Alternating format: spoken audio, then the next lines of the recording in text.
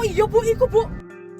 Viral di media sosial, aksi pengendara motor yang ketok-ketok kaca mobil meminta uang. Tetapi kini aksi modus pemotor tersebut bikin warga resah. Lewat salah satu akun merekam aktivitas pengendara motor dan pengunggah di TikTok. Pengunggah menuliskan bahwa peristiwa tersebut dialami di daerah Jabur Andayani. Ada bapak-bapak deketin mobilku, kirain pintu mobilku nggak rapat dan mau dikasih tahu. Ternyata, tulis dikutip Rabu 20 Desember 2023. Pemilik akun juga menuliskan percakapan yang sempat terjadi dengan pengendara motor tersebut. Bapak-bapaknya, Bu, tolong Bu mau bayar uang anak sekolah. Saya 3 bulan, 93.000. Rumah saya di Benawa. Sambil acting nangis tapi nggak ada air matanya, tulis akun tersebut.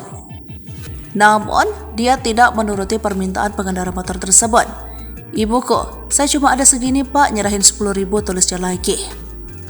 Tampaknya pengendara motor tersebut tidak mau dikasih uang 10.000 rupiah. Pengendara motor tersebut lagi-lagi mengulang perkataannya. Akhirnya dikasih uang 10.000 rupiah.